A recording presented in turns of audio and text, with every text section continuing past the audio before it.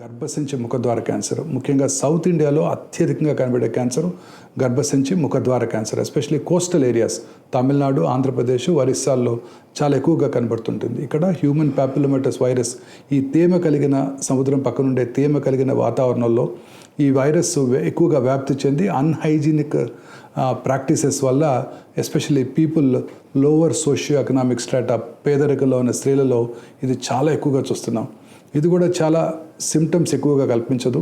Inter menstrual bleeding, పీరియడ్స్కి మధ్యలో bleeding రావటం, భర్తతో కలిసిన తర్వాత బ్లీడింగ్ రావటం, పెయిన్ఫుల్గా ఉండటం, లో గ్రేడ్ లోవర్ అబ్డామినల్ పెయిన్, కింది పొట్టలో పెయిన్ ఉండటం, ఆ తర్వాత పీరియడ్స్ టైంలో బ్లీడింగ్ ఎక్కువ అవటం, ఆఫుల్ స్మెల్తో డిశ్చార్జ్ రావటం, వాసనతో కూడిన డిశ్చార్జ్ రావటం, ఇవన్నీ కూడా వార్నింగ్ సిగ్నల్స్ ఆఫ్ గర్భసంచి ముఖద్వార క్యాన్సర్.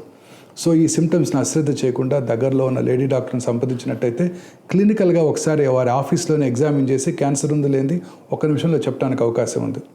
సో అందుకని ప్రతి స్త్రీ రెగ్యులర్గా ఈ సంవత్సరానికి ఒకసారి డాక్టర్ దగ్గరికి వెళ్ళి సింపుల్ టెస్ట్, పాప్స్మియర్ టెస్ట్ చేయించుకున్నట్టయితే క్యాన్సర్ అవటాన్ని ముందుగా పసిగట్టవచ్చు.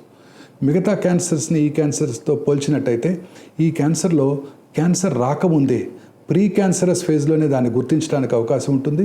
అలా గుర్తించినప్పుడు దాన్ని కనుక చికిత్స చేయించుకున్నట్టయితే క్యాన్సర్ రాకుండా చేసుకోవచ్చు. దీన్ని సెకండరీ ప్రివెన్షన్ అంటాం.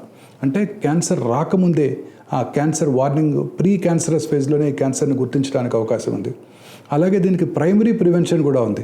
మన ఆడపిల్లలందరికీ 10-12 ఏళ్ళు రాగానే వాళ్ళందరికీ కూడా ఈ హెచ్పివి వ్యాక్సిన్ కనుక ఇచ్చినట్టయితే ఖచ్చితంగా ఈ క్యాన్సర్ రాకుండా చేసుకోవడానికి అవకాశం ఉంటుంది.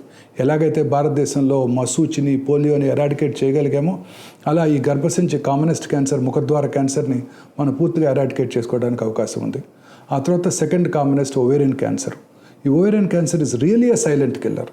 ఎటువంటి సిమ్టమ్స్ కలిగించదు. పొట్ట లోపల పెరుగుతూ ఉంటుంది. చాలామంది నాకు లావ్ అవుతున్నాము, పొట్ట వస్తుందని చెప్పి కేబీఆర్ పార్క్లో జాగింగ్కి వెళ్తుంటారు. Especially people higher socio economic స్ట్రాటాలో ఉన్న వాళ్ళకి ఇది కనబడుతుంటుంది. వాళ్ళు లావ్ అవుతున్నాం అనుకొని వాళ్ళు పార్క్లో వాకింగ్కి వెళ్తారు తప్ప పొట్టలో ట్యూమర్ ఉందని గ్రహించరు. ఆకలి మైల్డ్గా తగ్గినట్టు ఉండటం, తర్వాత పొట్టలో వాటర్ వచ్చినట్టు ఉండటం, వెయిట్ గెయిన్ ఉండటం, ఇవన్నీ కూడా ఈ ఓవేరియన్ క్యాన్సర్ లక్షణాలు.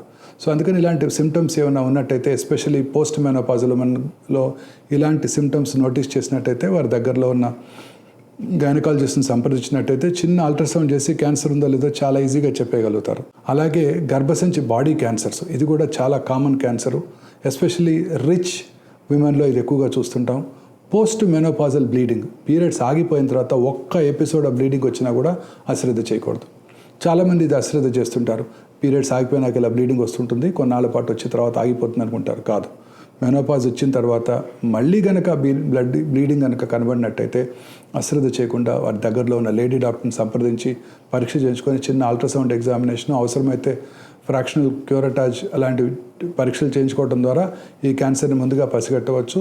ముందుగా పసిగట్టినట్టయితే ఈ క్యాన్సర్ని అన్నిటిని పూర్తిగా క్యూర్ చేయడానికి అవకాశం ఉంది. సో అందుకని ఈ స్త్రీలందరూ కూడా ఈ వార్నింగ్ సిగ్నల్స్ మీద అవగాహన పెంచుకోవాలి. భారతదేశంలో అత్యధికంగా కనబడే క్యాన్సర్ బ్రెస్ట్ క్యాన్సరు, అలాగే ఆ తర్వాత గర్భసంచి ముఖద్వార క్యాన్సరు. ఈ రెండింటి మీద కనుక అవగాహన పెంచుకున్నట్టయితే భారతదేశంలో 3 లక్షల క్యాన్సర్స్ని మనం ఈజీగా ఐడెంటిఫై చేసుకోవడానికి అవకాశం ఉంటుంది.